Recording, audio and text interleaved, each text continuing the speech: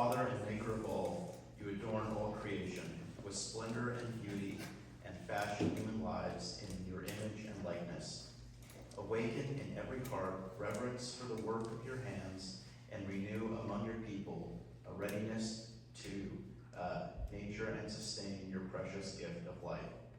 Grant this through our Lord, Jesus Christ, your Son, who lives and reigns with you in the unity of the Holy Spirit, God, forever and ever. Amen. All right. So I'd like to introduce our speaker, Father David Baily. He's a Catholic priest in the Diocese of Tyler. He has over 30 years of experience working as an advocate for Native issues across Indian country.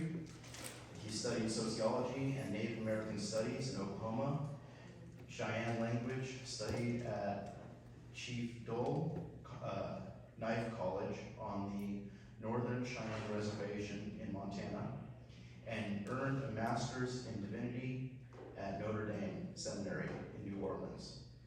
Father Baily speaks extensively about Native issues and human trafficking. He is a member of the Native American Advisory Board to the United States Conference of Catholic Bishops. He is also a co-host of the Church and Indian Country podcast on YouTube. And currently, Father Baily is the parish priest for the Holy Family Catholic Church in Lindale. So give a round of applause for our speaker.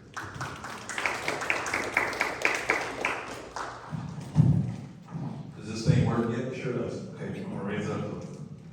I want all 17 of you to be able to hear me really well.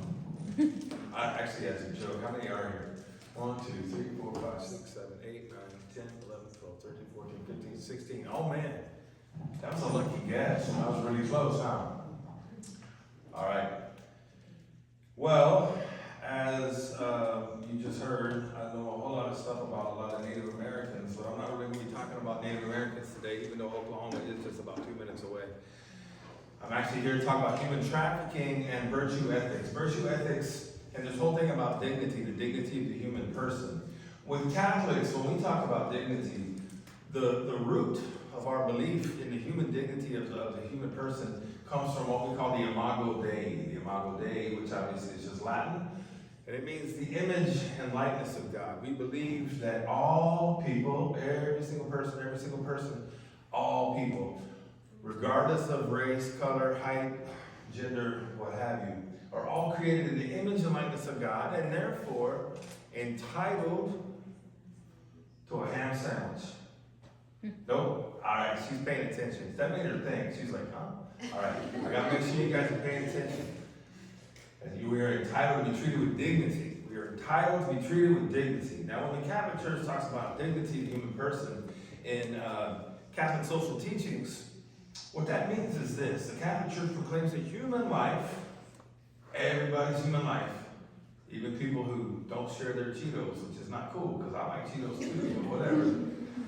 Every human life is sacred, and that the dignity of the human person is the foundation of a moral vision for society.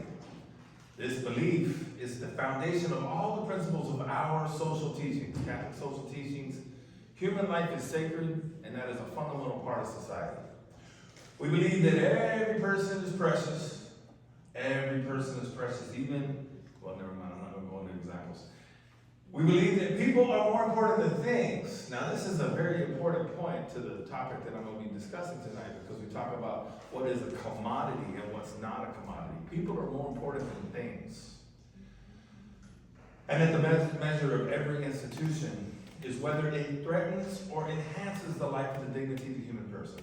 The measure of the worth in any institution, whether that be a school, whether that be a library, whether that be a governmental organization, whether that be a club or a political party, whoever it is, the measure to whether or not they are good or evil, or good or bad, is whether or not they threaten or enhance the life and dignity of the human person. Okay? Now, that's about as much technical theology as I'm going to give you tonight. That's pretty much the end of the theological portion of this talk. Because I want to talk in some real basic terms. By show of hands, how many here are 14 years old? Do we have any 14-year-olds here? 15? 16? We got 15 over here? Okay, 16. You 15? Shut up. Are you serious? You're huge. Right on, bro. Good for you, man. Hey, we just got some new guys in here. Show of hands, who in here is 14 years old? 14? 8? You're 14? Really? All right, cool. 15? We have one over here. We got one. 15 going over here. We got 15 going over here. We got 14 over here. 15 going over here. What about 16? 16-year-olds? No? Are you looking away because you don't want to raise your hand and tell me that you're 16? Or are you looking away because you're not 16? You're not 16. Okay, so 17. 18? 19? 13? 12? How old are you? Golly, I'm not a good judge of age, man. Okay, so we got some 13s, some 14s, some 15s, we got some 16s. All right, who's the youngest person here? Anybody? Who's the youngest person? Is he raising his hand in the back? Because he is not the youngest person. No, he's not.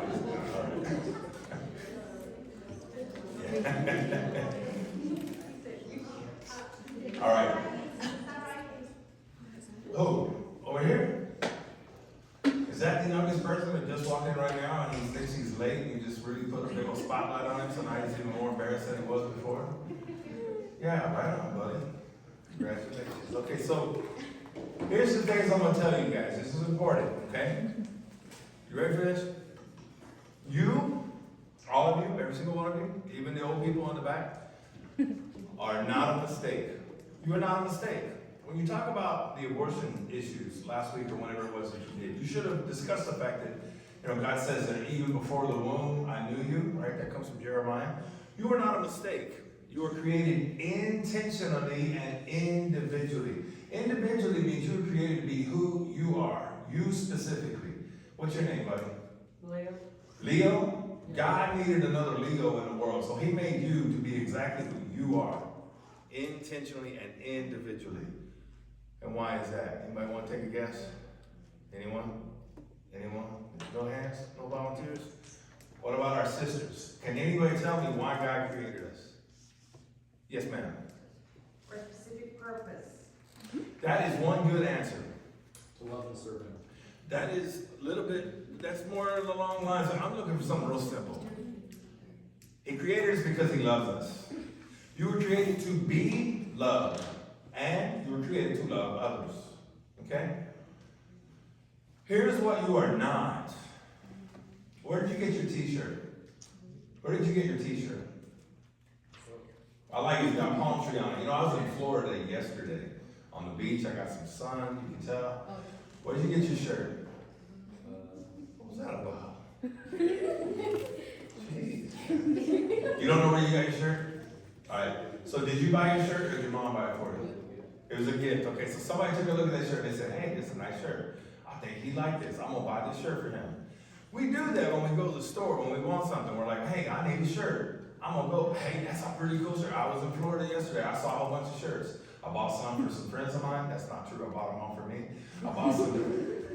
But you know what I based that on? I based on what was attractive to me, what looked nice to me. And I thought, oh, that's a pretty cool shirt. I'm going to buy that shirt. Nope, that's too expensive. I'm not buying that shirt. I'm going to buy another shirt. That's a commodity. It's something we use. It's something we do need. We need to be clothed, but it's not something that we necessarily, but it is something important. It's something that we need. And we buy them based on how they look to us, right? We like them. They look good. They are appealing. But you individuals are not commodities. You're not a product. You're not a t-shirt. Did you know that? You are not a t-shirt. You have a pretty cool t-shirt, but you are not a t-shirt. You are worth more than a t-shirt. And yet, young girl sitting in the back who's going to be talking the whole time. I can just tell right now. Oh, what? She threw you under the bus with the quickness. Oh my goodness. Don't trust her with any state secrets. She's going to tell. She's going to tell it. Oh, it wasn't me, it was her. She did it. She parked the car in the back. You are not a commodity. This is important because there are girls and boys your age right now who are being trafficked against their will right here in Paris, Texas, and all throughout the Diocese of Tyler, and Holy God in horrendous numbers all throughout the state of Texas. People are taken as a commodity. So when you go to Walmart or when you go to Target maybe, you might go in looking for a shirt or something else. You might be thinking, I need to buy a shirt today. I'm gonna go to Walmart or Target and I'm gonna buy a shirt. Hey, that looks like a pretty cool shirt. You know what? There's a lot of times that while you're in there doing that, you have people in there who are looking at you to see whether or not they're going to take you away from your family and away from your friends. And that's a reality. Now, since you guys got a lot of energy, I need both of you girls to come up here, please, in the back. Come on. There's only like 10 people here. You can't be that embarrassed. I need at least one of you to come up here. Come on. It's the least you can do for me since you've been talking since I got here. All right, so I'm gonna give you two scenarios, okay? The first one I think you can manage pretty good, all right? Let me put this over here, so I don't want your people to hear what I'm about to tell you.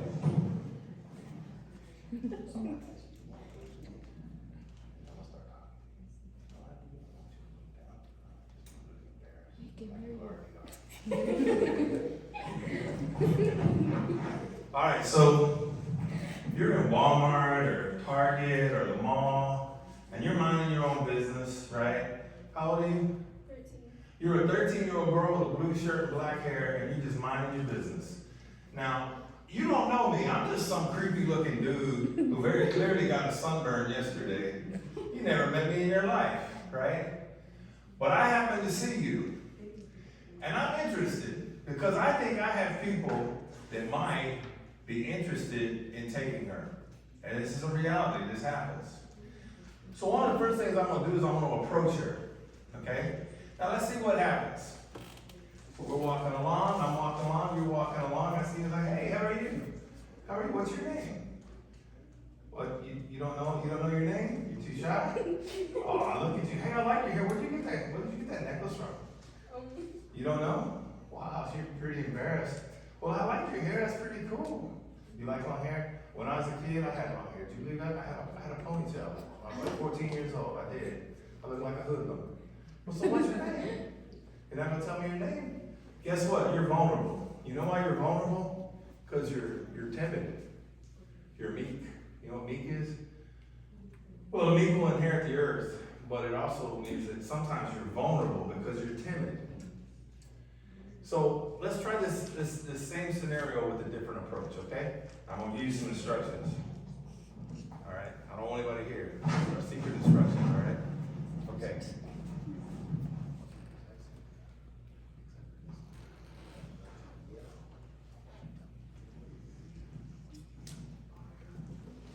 I'm serious. Can you do that? Can you do that? Okay. Oh yeah. Loud. Really loud. Ready? Okay, so this is the same scenario. I'm a dude, some creepy guy with a sunburn in a public place, and I see this girl, she looks kind of timid. She looks like an easy mark. Alright? So I'm gonna approach her. And, hey, how are you? Fire! What? Hey, no, don't listen to her. Don't listen to her. Oh, no, I'm getting away from here. I'm gone. I'm out of here. There's some crazy girl there yelling fire. I don't know what that's about. Everybody give her a round of applause. Let me catch you talking during my presentation again.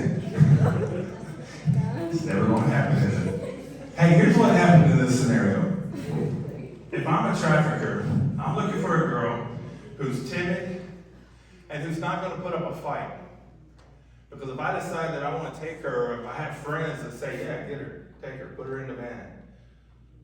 You can take her quietly. No one's going to know. Now, the second scenario, I go up to her. She's loud, she's feisty, she's fighting me, she's not timid, and she's calling attention to me. I don't want that. So I'm going to turn and leave really quickly so nobody pays attention to me. I have a friend in New Mexico who sent me a photograph of CCTV footage. You know what CCTV is? It's closed circuit television. You have it in most of your major stores. It's the video recording equipment. And they were videoing a dude in the women's clothing section with a smartphone out, taking pictures of girls who were looking at clothes. And he was texting them back to his people. that he worked with. They arrested him because he was there for like 8 hours. Like, you got nothing better to do than hang out in the girls' clothing section in a Walmart? You got problems, pal. They called him, they busted him. Guess what? He was a known associate of human trafficking syndicates. And he was scouting for girls that they wanted to abduct. This dude was taken to jail. Come to find out, he had 30 other accomplices. And if he thought she looked like she was easy enough to get into a van, he would have sent them the picture. He would have said, she's easy, she's timid, she's not gonna put up a fight, come get her. Now, that's pretty alarming, right? So at this point, you're probably thinking, I am never going anywhere ever again, right? Well, don't think that. Because here's when you're vulnerable, okay? Here's when you're vulnerable. You're vulnerable when you're alone. So you go to Walmart, or Target, or the mall with your friends, stay with your friends. Don't go off by yourself. If you're going with your mom, I know your mom probably bugs you, annoys you, gets on your nerves. I don't care, stay with your mom. Buddy, stay with your mom. At least while you're in the store. When you get home, you can run wild and be free. But when you're in the store, stay with your mom. Stay with your family, stay with your friends. You guys ever watch National Geographic wildlife videos, any kind of documentaries? Like, do you? Okay. Yeah. So you know what happens when, like, the wolves, they go up against these elk, and all these wolves are hungry, they want lunch, right? They see those elk, and they're thinking, man, I'd love to eat one of them elk for lunch. That would be awesome. I hadn't had elk since last Tuesday. I'm hungry. Now they want some of them elk, but them elk, they have antlers. They're gonna poke you with their antlers. You ain't gonna go a wolf up against an elk, and wolf's gonna lose. But you know what they do? They come in a pack, and they go up against those elk, and you know what they do? They start to chase them. Well, most of the time, those elks are a lot faster, right? They can get up and down mountains pretty quick. They're supple, right? But you know what they do is they chase them until one of the slower ones or one of the weaker ones or one of the more vulnerable ones gets separated at the back of the herd. They become separated. They're separated from the rest of the herd. At that point, they're vulnerable. Because once you get separated from the rest of the herd, you know what happens then? You become lunch. That's a reality. You watch the National Geographic wildlife documentaries. See the wolves chasing the elk. You get that elk, you get that one elk, that vulnerable elk, the slow one, away from the rest of the herd, he becomes lunch. So, when are you, or where are you dangerous? Where are you at danger? First place you are at danger, or in danger, I should say. The first place you are in danger is alone. You are alone. When you are alone in a public place, you're vulnerable. Now again, that doesn't mean you can never go anywhere ever again and that you have to live in fear for the rest of your life. It doesn't mean that at all. It just means be smart. If some dude comes up to you and you don't know who he is, tell him to get away from you. If he's talking to you, tell somebody. If some guy comes up to you and starts saying, hey, I like your hair, where'd you get that necklace? Tell him, mind your business, I don't know you. And if it gets really serious and you're really worried, there's one word that scientists have proven gets the most attention the quickest. And it's not help. It's not rape, it's not murder, it's nothing. You know why? Because sadly, we live in a society where they don't care about you. So if you need help, that may or may not be of interest to me. That may or may not be worth me stopping and taking time out of my day. That doesn't threaten me. But you know what does? A fire. Which is why she yelled fire. You yell fire, everybody's looking, everybody's paying attention, because that threatens me. Now all of a sudden I have an invested interest in what this girl is saying. Now I'm paying attention, and that dude, he's gone. All right? Now, bear in mind, I'm not telling you to do that in every situation, because, you know, that could not be cool. But if you're ever in a situation where you are really in danger, don't yell help, yell fire. People will pay attention. I guarantee it. All right, so let's talk about another form of danger, right? So you're dangerous when you're alone. So just to recap where we are so far, right? We're talking about human dignity. The fact that God created each and every one of us in the image and likeness of himself. And therefore, as created in the image and likeness of God, we are all entitled to human dignity. All right, so far so good. I also said that we are entitled to human dignity because God created us individually and intentionally, which means on purpose. You're not an accident. You're also not a commodity. You're more than a t-shirt. And yet, the problem is in society, most people have lost any respect for human dignity. They don't care about the dignity of the human person, which is why a kid yelling help in the store doesn't always get as much attention as a kid yelling fire. Because I don't care if that kid's in trouble, if it's going to inconvenience me. That's unfortunate, but it's the way most people feel. We've become desensitized. We have lost our empathy. We no longer care about the suffering of another person unless it affects us personally. So, all of these things conspire to this growing problem where we now have people who are predators of human persons, and the younger, usually, the better. Do you know, I went to a conference in Montana in which a city council commissioner said this, she asked this question to a group of us. She said, do you know what makes more money in a given city than the sale of all the drugs sold in that city combined? You take every single drug that was sold in that city and all the money that was generated by the sale of all of those drugs. And she asked the question, do you know what makes more money than all of that? We all stopped and thought and I don't know. And then finally she gave us the answer. One 14-year-old girl. She then asked the question, why do you think that is? I mean, there's a lot of drugs that you can sell in a city. You can make a lot of money off the sale of drugs. How's one 14-year-old gonna make more money than that? So we then we thought, and we I don't know, and we and we did that. And finally, one lady in the back got the right answer. She raised her hand and she said, because she is a reusable commodity. Reusable means you can use her more than once throughout the day. You can abuse her as many times as you want to throughout the day because she ain't going anywhere. She's there against her will in the first place. Commodity. She is a reusable commodity. Now, we have now reduced a human being with thoughts and feelings and families and friends to a t-shirt. And you can wear that t-shirt as many times as you want to in a day. You can take it off and put it back on 100 times if you really want to. We have reduced a 14-year-old to a t-shirt. This is reality. Now, I'm going to tell you this. I was in Nicaragua on a mission trip. I don't remember how many years ago it was. But as we were going around, we were going into these different public places, coffee shops, bars, restaurants, whatever. And we kept seeing these signs, which obviously were in Spanish, but the translation was, the trafficking of human persons is not allowed on these premises. While we were there, we went to 2 orphanages. Both of those orphanages were run by religious sisters.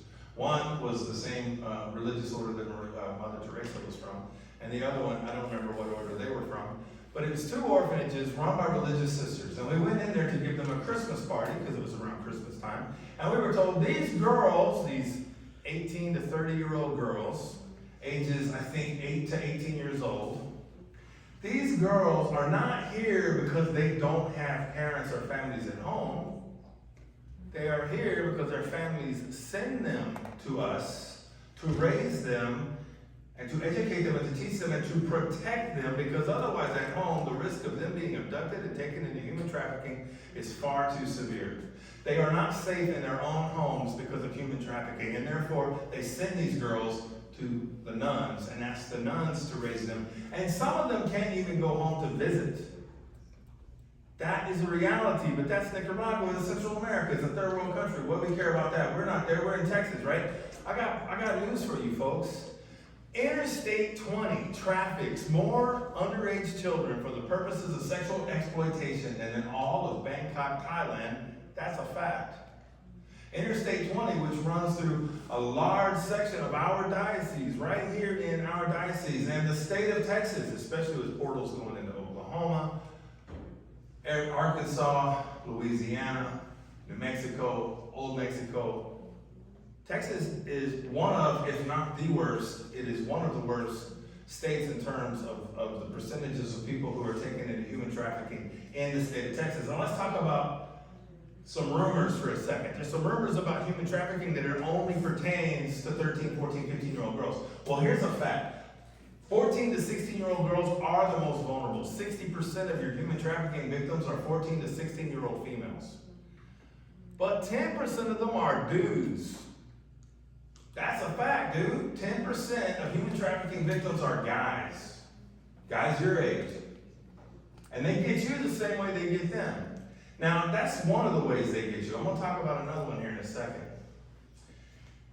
But according to the United Nations Office of Drug and Crime and Trafficking in Persons, and a report that I was sent personally from somebody in Washington, D.C. today, the report as of 2022 says boys and men account for a greater share of victims recently as newer forms of exploitation emerge. Women and children suffer greater violence at the hands of traffickers, and women are the most frequent number of trafficking victims at 60%. However, 20%. It says in 2020, men or boys accounted for some 20% of human trafficking victims, which is absolutely crazy. Again, going back to what I said a minute ago, the average age of a detected child victim ranges from 14 to 15 years old. And the forms of exploitation include, in some cases, forced labor, but 99.9% of the time, sexual exploitation. So, you were created by God in His image and likeness, intentionally and individually because He loves you, and you are entitled to be treated with human dignity.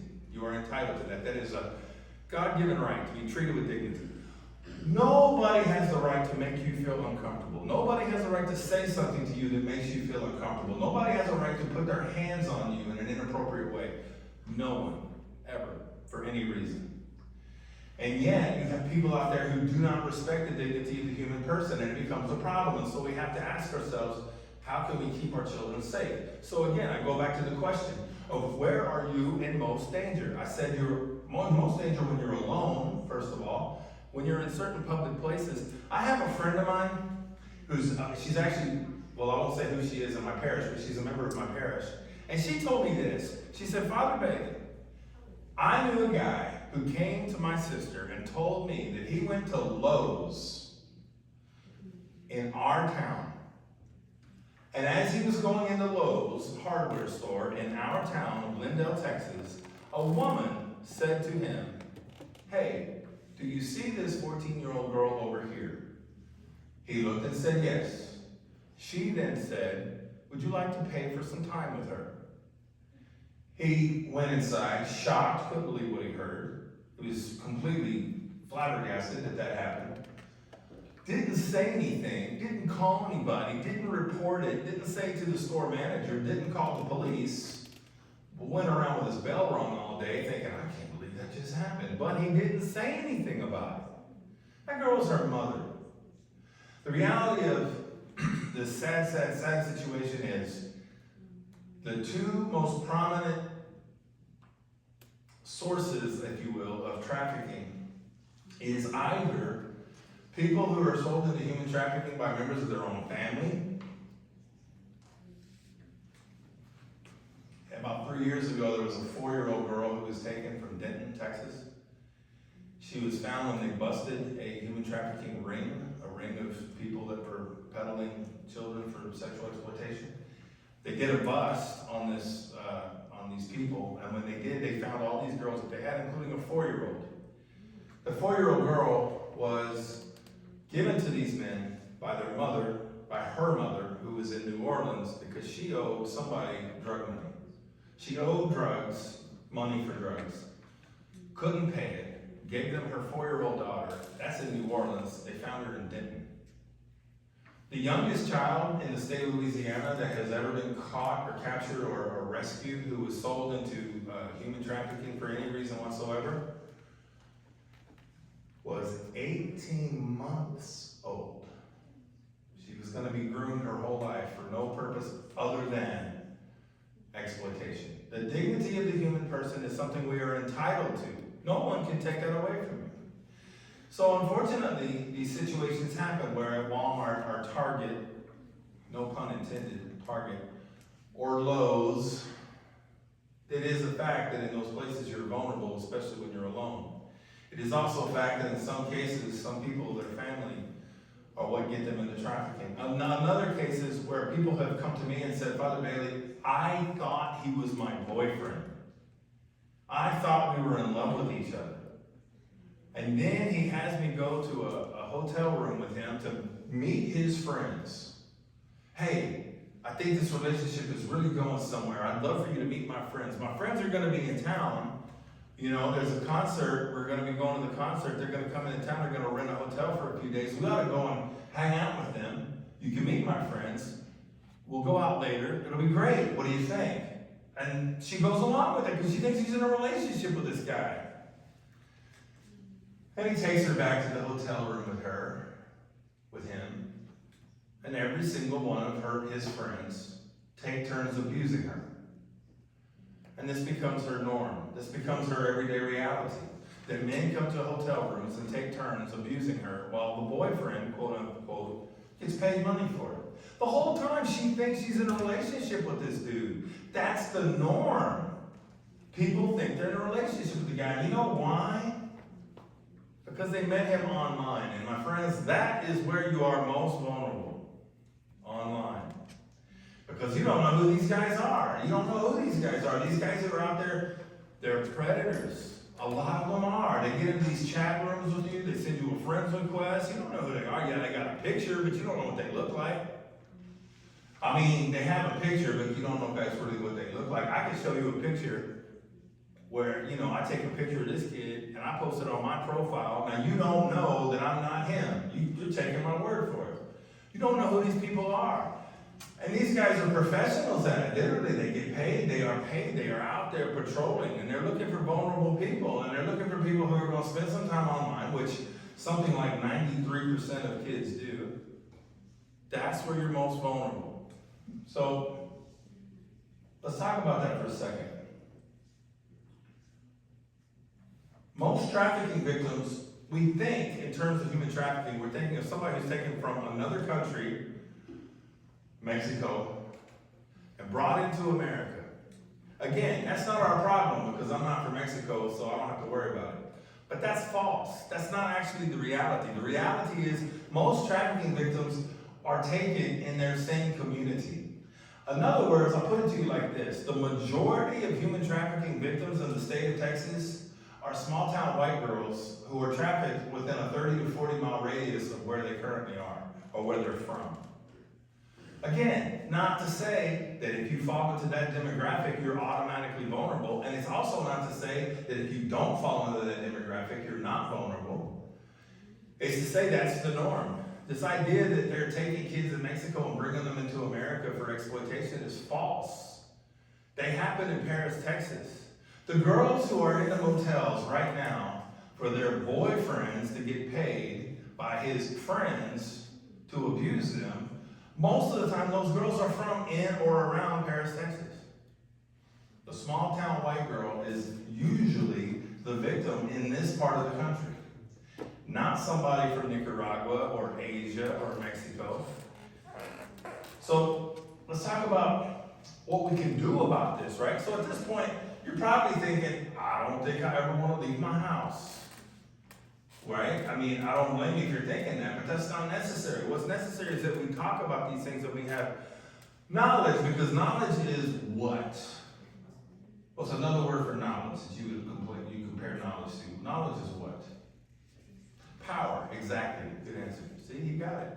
Leo got the right answer. That's what you were going to say. Knowledge is power. But you can't have that power unless you have that knowledge. So I'm going to give you some knowledge. 93%, I'm sure you already knew this, 93% of teenagers use the internet. Do you know that 1 in 20 admitted, now we're talking about teenagers, children, 1 in 20 children admitted to arranging a secret meeting with someone they met online. Please, please, please, for the love of dear Lord baby Jesus, don't ever do that. I actually had somebody tell me, Father Baily, I was hanging out with these people, but I got in trouble because I told my mom I was at my friend's house, but instead I went to this other place. And I told that person about these statistics. that say 1 in 20 of children, teenagers who are online say that they have at one point made an arrangement to meet somebody without telling anybody else about it. Please don't do that, or you will become that little baby elk that the wolves got away from the herd and ate for lunch. Whatever you do, if you take one thing away from this talk tonight, it is this: don't get ate for lunch. Okay? What did I say? Don't get it for lunch. Well, repeat after me. Don't get ate for lunch. Don't get eaten for lunch is even better grammar, but whatever it is, don't get eaten for lunch, all right? 1 in 20 children say that they made plans to meet up with somebody in secret. Oh man, don't do that. 82% of cyber stalkers, the predators online looking for people that are vulnerable, use social media to find the information about their victims. How many people here have a Facebook profile? Show of hands. How many people here on Facebook? Come on, you guys ain't on Facebook? Are you serious? Well, good for you. How many people here on Facebook? Hold hands, hold hands. That's the majority of us. That's at least like 2/3 of the people in this room. 82% of sexual predators online find out their information about their victims in social media. 32% of teenagers have admitted to hiding their search history in order to prevent their parents from knowing what sites they visited. Do you know that there are statistics that say that young, usually girls, sometimes boys, as young as 7 years old have been exposed to graphic pornography online? Do you know that there are cases in which girls, and sometimes boys, as young as 9 years old, hey, you want me to call you up here again? I got another question. I need another demonstration. No, I'm just playing.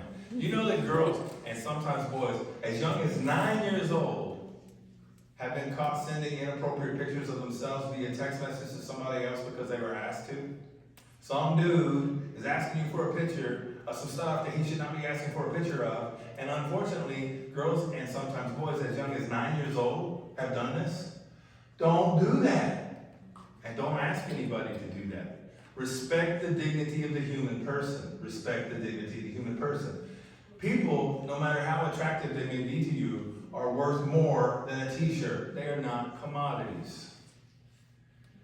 In the United States, listen to this.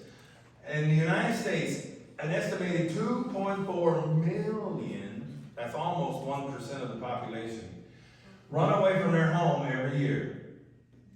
And yet, 1 out of 3 homeless teenagers will be lured into prostitution within 48 hours.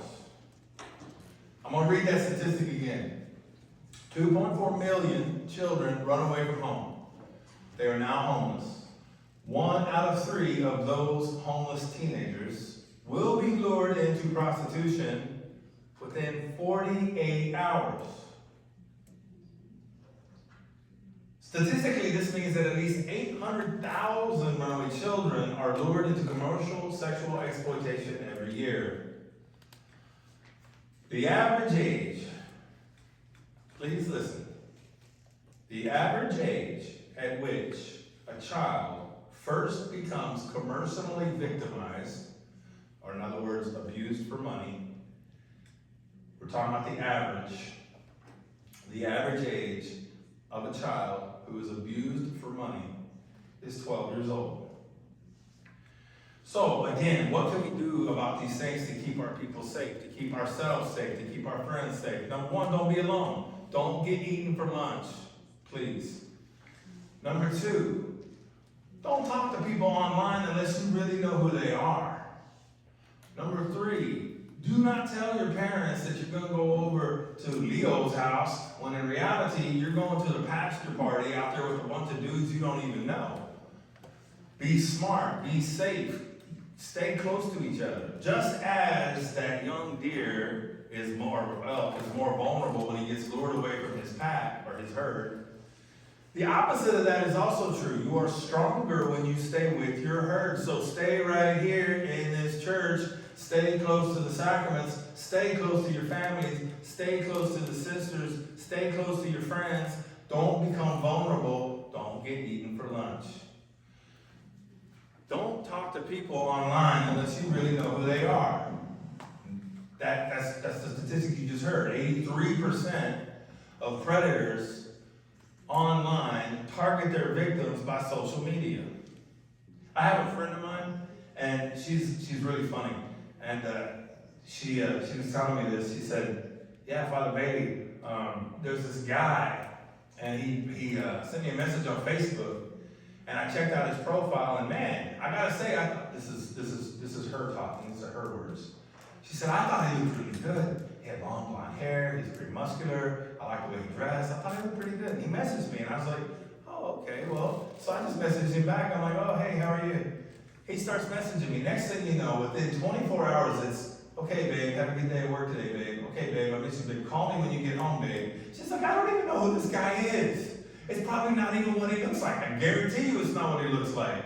Because the guy that looks like that's attractive with blonde hair and the muscles and wears nice clothes, he's not online talking to people that he don't even know, saying, 'Hey, babe, call me when you get home from work, babe.' Hey, some dude that probably looks like me with the sunburn on his face, except for not wearing priest clothes." Did you know, going back to the 7 and the 9-year-olds who have seen graphic pornography, and the girls and boys as young as 9 who have sent pictures of themselves that were inappropriate to other people? Do you know, going back to that, 3,000 child sexual images were reported online in 1998, whereas in 2000 there was 100,000. It had gone from 100,000 cases of child sexual imagery. What that means basically is when that dude is asking you to send him a picture of some stuff that he should not be asking you to take a picture of, there are 100,000 incidents since 2000 in which those images made their way onto the internet and are now online. So when you're sending a picture of something to anybody, you do not know whether or not it will end up on the internet, but there are a large percentage of times in which it does. So unless it's your dog or your little brother or something cute and cuddly, don't be taking pictures of stuff and sending it to people. Please, please, please, please, please. In 2018, there were over 45 million images and videos flagged as child sexual abuse on the dark web. Okay, now at this point, I've just made everybody feel pretty nauseous, depressed, and we all feel like we're just gonna go home, lock our doors, and never leave again. But again, there are things we can do about this. Number one, when you go out with your friends, go out with your family. I know I keep repeating these things, but I'm gonna keep repeating these things because they're gonna lodge themselves into your mind, form a brain wrinkle, which is how you have a memory, and you're gonna hold on to it. All right? So we're gonna try to create brain memories. Brain wrinkles, number one. Don't get eaten for lunch. All right? Number two, don't be alone. Don't go out alone. Go out with your friends. Stay with your friends. Stay in the pack. The deer or the elk that stays in the herd does not get eaten for lunch. Stay close to your family. If you go to the store with your mom, bro, stay with your mom. I know. It probably gets on your nerves sometimes, but you know what? It's better than getting eaten for lunch.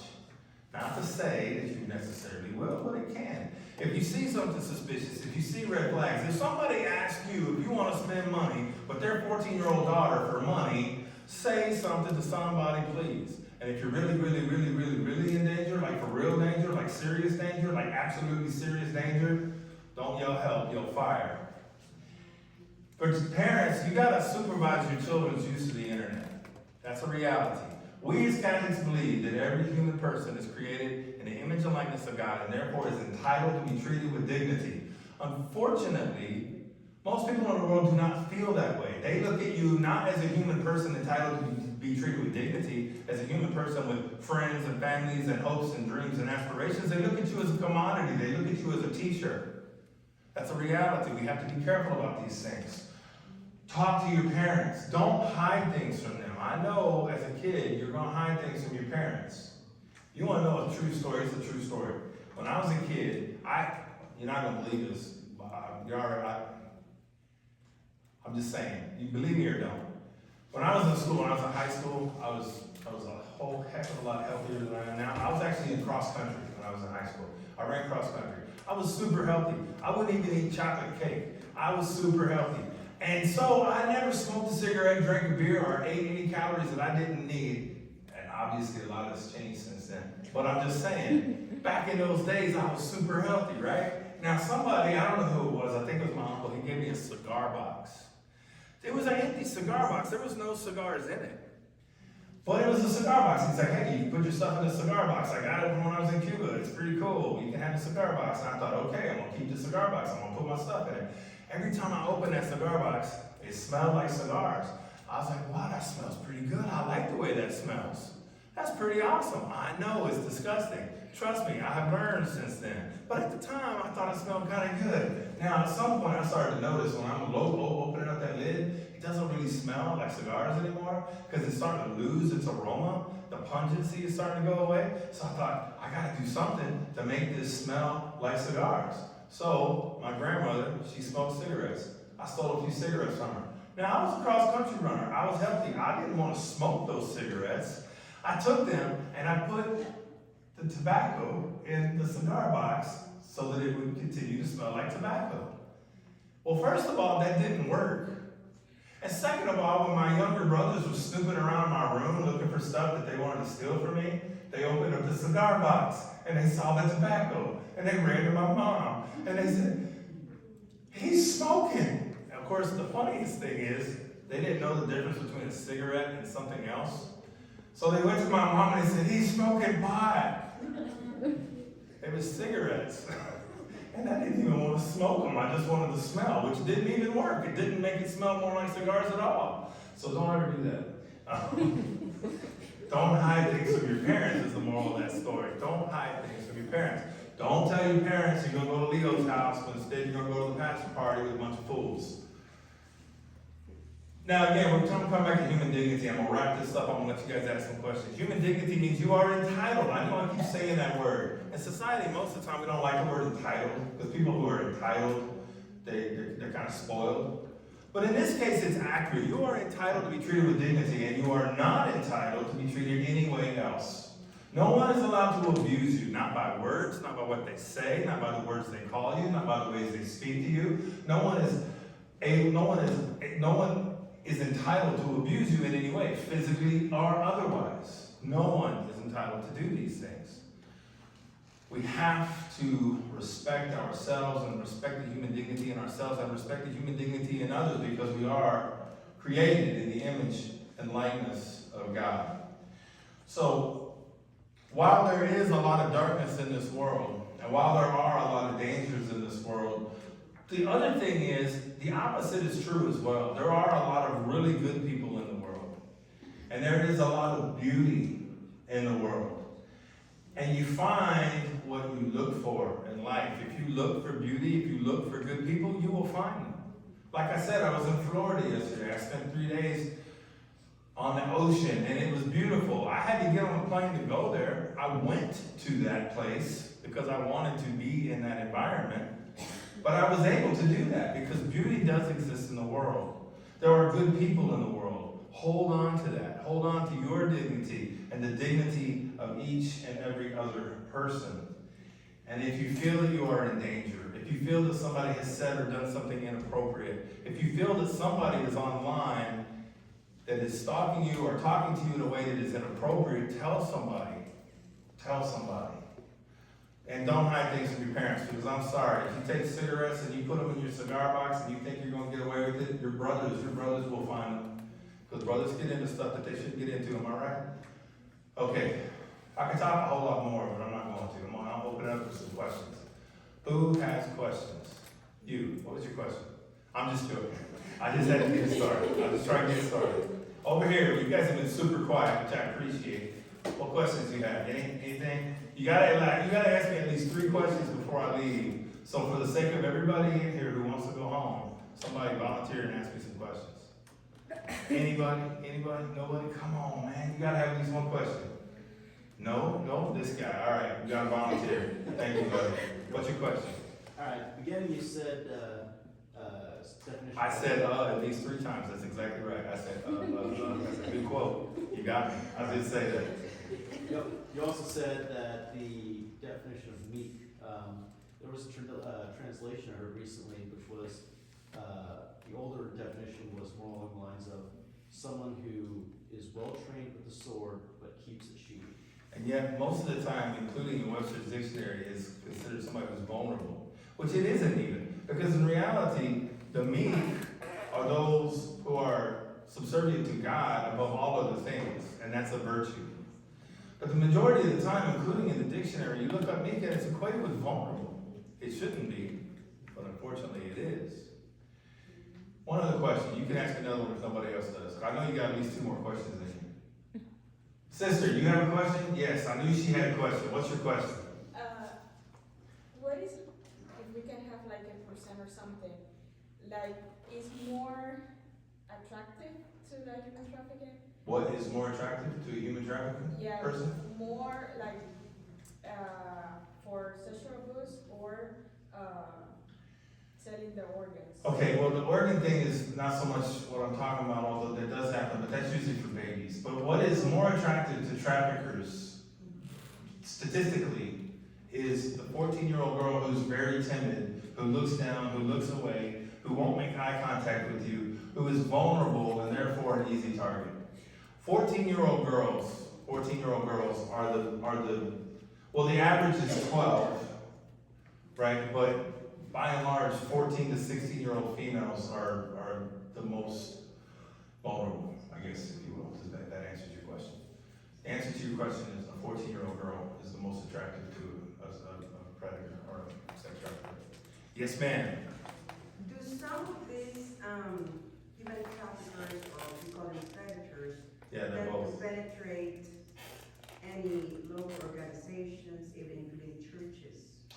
Well, unfortunately, there are a lot of cases where you do have sexual abuse, child sexual abuse going on in local communities. We hear about it all the time in schools, in churches. It's not necessarily the case that they are aligned with any other people, like in a human trafficking ring or a circuit necessarily. They can just be individual cases of, say, the pedophile teacher or the pedophile preacher or what have you. A lot of times it's individual cases of abuse as opposed to a human trafficking organization. But it does exist. And I'll tell you where it exists, I'll tell you where you find it the most frequently. Not so much in churches or teachers. Where you find the human trafficking victims or the human traffickers most frequently is at major truck stops where they have hotels nearby. Yeah, that's the most predominant place where you find people who have been taken away from their homes, are being kept against their will, and they're now being locked up in some motel where there's a truck stop nearby. That's where a lot of them are. For obvious reasons. Truck drivers come in and out, they're a reusable commodity, except you are obviously worth much more than a t-shirt. Last question. What's something? No, you have one as well? Yeah, go ahead. You first and then her. What's something as, adult or whatever, just wandering around, what's something we could look for? Well, that's a good question. I'm actually glad you asked it. There's certain, yes? Can you repeat the question? The question is for anybody, an adult or otherwise, what are the signs that a person may be being trafficked? What are the signs that they are being trafficked? There are a few. One of them is when you notice somebody in clothes that are not appropriate for their environment. When they are taken from their environment and sent to another place, they're not dressed appropriate to that place. So for example, I work with a lot of Native Americans. So I go to South Dakota and Montana and Oklahoma, but mainly South Dakota and Montana quite a lot throughout the year. And when I'm up there in Montana or South Dakota, do you know what happens in the wintertime? It gets cold. I'm talking about for real cold. And when you see a girl in a motel, or not a motel, but an airport, and she's got on a t-shirt, a pair of sweatpants, and she doesn't even have a coat, like she doesn't even have it on her, under her arm or anything like that, or she's being kept or being brought around with some guy who's keeping her very, very close to him at all times. Or if you find a situation in which a girl is being approached and there's this guy who's always answering her questions for her, she's being controlled by him. He's being very possessive. He's answering her questions because he doesn't want her to say the thing that he doesn't want you to hear. She's in Montana, in Billings, Montana, which is a home to 96,000 people and has a huge human trafficking problem. And yet, she does not have a coat. She doesn't have appropriate winter clothing. That's a flag. There's other flags, like people that have tattoos of certain things like barcodes on their neck. That happens. You know why? Because you are a commodity. You are no longer being valued as a human. There was a case I heard from somebody also in Billings, Montana, of a notorious predator who used to take his name, all right, his name, whatever his slang name was, his street name was, right? He would take his name and he would tattoo it backwards on the chests of his victims. Think about this for a second, okay? So he has these girls that he has taken, and they're in this motel room by the truck stop or whatever, and he has his street name, his slang name, tattooed backwards on her chest, all right, between her breasts, on her sternum, right, in the middle of her chest. The name is backwards. Now, this person that was giving this presentation said, "Why do you think that is?" I didn't figure it out. I couldn't figure it out. I was like, "I don't know. That's a weird thing to do." I understand the whole thing about marking your property, the bar tag on the neck. I get that. Tattooing your name, your street name, or whatever on somebody's body. I get that you're doing that as a way of property. You're saying, "I own this person." Well, why would you do it on their chest backwards? And finally, the person answered the question, because when you look in the mirror every single day, you can read it. You can read the reflection of it. When it's written backwards, you look in the mirror, you see what that word is. And every single day that you look in the mirror, you see the reminder that you are somebody else's property, and it breaks your spirit. And years from now, after you have been rescued, and gone back, because that happens, and gone back and been rescued, and gone back and been rescued, and you're 60 years old, you get out of the shower and you look in the mirror and you still see that guy's name reflected in a way that you can see it and understand it. That's why they do that. These are signs. And there's a whole lot more of them. There's also a lot of really good websites that you can go to that have this information. And I'm going to try and see if I can find one of them for you right now. Let's see here. Well, the National Center for Missing and Exploited Children is one of your best bets to go to. You can look them up online. The National Center for Missing and Exploited Children is certainly one of your good choices to go to. They also do have things on there like how to spot the signs of a person that's being trafficked. I have bad news for you, my friends. As we prepare at the end of this evening to go about our evening, whatever it is we're going to do, I'm going to drive 2 hours back to Holy Family. You're going to go home, I'm assuming. There are people, young girls and boys, in the city of Paris, Texas, who are sleeping somewhere that they don't want to be because they were lured by predators and trafficked. It's happening right here in this city. Not necessarily guaranteeing that that's going to happen to you. The odds are that it probably won't, but it can become lesser odds if we're smart, if we're safe, if we take care of ourselves, if we talk to each other, if we take care of each other. You had a question?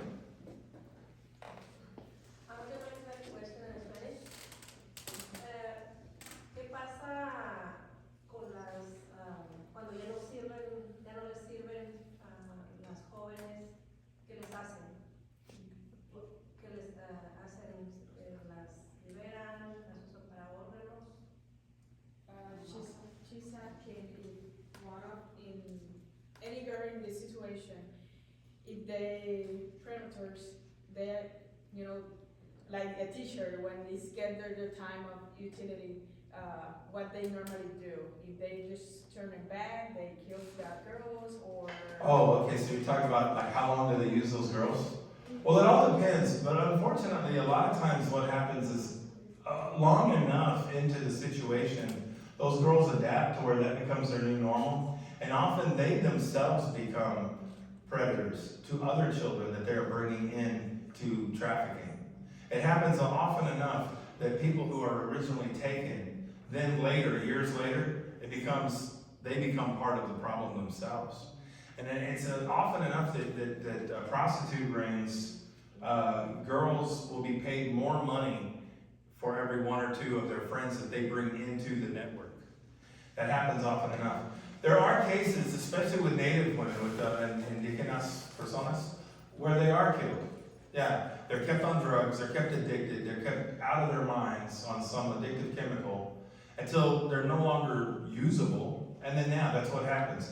In the United States, since 2016, there have been 5,700 plus, like 5,780 something, Native American women who were found dead out in the middle of nowhere, who had been abducted some years ago and nobody ever knew where they went. It happens all the time, especially in Native communities, in the border. It happens in Hispanic communities, that people are taken from their homes, and yeah, 2 years later, 3 years later, they're found dead. Native American women are the most vulnerable of any demographic of people in the United States.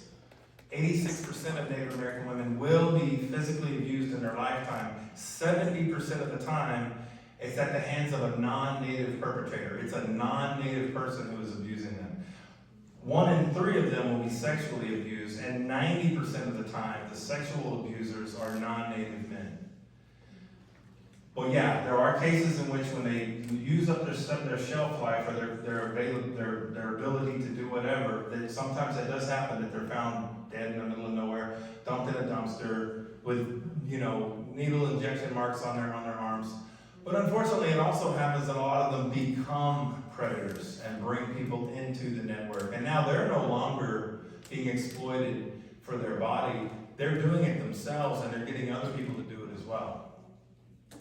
Okay. There's another question. Another question. Where? Over here? I was just gonna make a statement, actually, that, the few that we've come across, because we have. Yeah, crisis pregnancy, right? Yeah, and so we have a page that we screen, if we are concerned in the things that you mentioned, like having a gentleman that won't leave your presence, or a female. that Yeah, won't leave it's your females presence. often enough, right? And, but the majority of the ones that we have come across, how they got on it was they just started drugs. And then. Yeah, Then they got the supplier, Sure. was the one that ended up using them. well, that certainly happens quite a bit. I mean, you are more vulnerable. It goes back to the same statistics about runaways, right? Yeah, but again, that goes back to the thing about, in society, the people that this happens to, they're not necessarily bad people themselves. They're not all drug addicts, and even if they are, even if you are a drug addict, that doesn't mean that it's okay that somebody abuses you. But it does happen that way, yeah. They have the inhibited decision. And a lot of times, again, it's most frequent that you will find a trafficking victim who believes on the Bible, that they were in a relationship with that person. They thought that they were in a relationship with that person. Now, that person also wanted them to be abused by various men throughout the day who paid him money to do it. But yet still, in your mind, you thought you were in love with this guy, and he was in love with you, and you were in a relationship with him. That happens very, very frequently. I would even say it's most common. All right, one last question. Anybody? I thought I saw a hand. Yes, ma'am. Father, what is it about the Native American culture that made their women or the women more prone to? Because they are an invisible minority, and you don't even know who they are when you see them. And 9 times out of 10, when you walk past a Native woman, you think that she's either Mexican, in some cases Asian, in some cases Anglo, in some cases Black. You don't even know she's there. You don't even realize that within 10 miles from here is the sovereign boundary of the Choctaw Nation. An entire sovereign Native nation is only 10 miles from here, and yet 99% of the people in the population aren't even aware that they exist. What makes them vulnerable is that many times they are from isolated communities like reservations, which are out in the middle of nowhere, but do have major thoroughfares where truck drivers go through on a regular basis. And because if something happens to a Native woman in her community, no one will ever know about it, because you don't even know they're there. I have a very good friend of mine from one of the tribes of Montana, and she said, if you want to commit murder and get away with it, go to a reservation. Because no one will ever know. And even fewer will ever care if they find out. You guys have been a great audience. I appreciate it. I'm going to go do some driving now, so please pray for my safe travels. Thank you for paying attention. Thank you for coming up and being my volunteer. You did a very good job. All right. And you You got any closing words for us before I go? Yes. You do, okay. Give you thanks for your time because I was getting crazy looking for a priest and you just And I happen to be show one. up. I fit the criteria, I am a priest. Well, thank you. so much. Thank you, sister. Also, I know that some of you noticed that we got the Paris Pregnancy Center here. If she wants to come and give a little talk about what are the services that we have in town. ¿Cuáles son los servicios que tenemos en el pueblo? So she's going to talk a little bit what we have here. So in any situation that you got, if you need help, we got different places that where it can help, okay? All right, thank you guys, I'm gonna go. That's good to, thanks for inviting me. All right, see, you need this? Yes. Got it. Nope. You don't? You might be- All right, see you guys. Okay, well, the pregnancy center is on Houston Street here locally. We have a lot of services that people aren't aware that we have. But we base everything that we do on biblical counseling. So we are constantly trying to figure out if we can, whoever the young person is, if they're sexually active, or even if they've ended up there through parenting, CPS, we do CPS parenting. And so if they end up in trouble and they need to take parenting classes, even in that scenario, we're trying to lead them to Christ always. And so basically all of our services there are free. We do a free pregnancy test and a free sonogram to confirm viability. We're always looking to try and prevent abortion. We're hoping, to give them those other two options of parenting or choosing adoption. And we do, like I said, we do screen for things. There are lots of things, actually, social issues that are, tragic for young people in our area, that are like sex trafficking, but, we try to screen all the way through the process because we're trying to determine where does she need help? Like where, what's going on with her, and, how can we step in, and, how can we get involved to help change her circumstances? So I think that's, anybody have any questions? Yeah.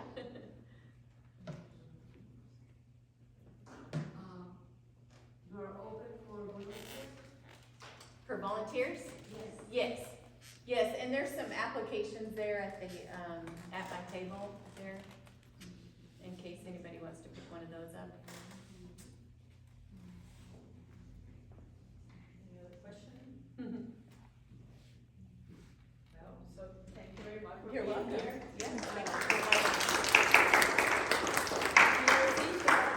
There, if you want to have more information or ask something, apart, you can go ahead. We still have a lot of booklets and information that you can get about all the talks that we have been receiving here. Thank you so much for being here. It's been a lot of work, a lot of team planning, but this is for you. So you can have something, and at least when you get in trouble, you know what to do and where to go, okay? So remember that the church is always open for you, and we have the pregnancy center too. If you get in that situation, we got different options for you, not only abortion, okay? People outside will try always to think about abortion or think about a lot of things, but there's a lot of options that you can have, okay? So we just finished with prayer, and once again, thank you very much. Okay? In the name of the Father, and the Son, and the Holy Spirit, amen. Thank you, Lord, for this day that you're giving to us, for everything that you have given to us. Please accompany us in our journey, accompany us in our way back home. Please always accompany us and always protect us. Glory be to the Father, and to the Son, and to the Holy Spirit. As it was in the beginning, is now, and shall be, world without end. Amen. In the name of the Father, and the Son, and the Holy See you next Wednesday.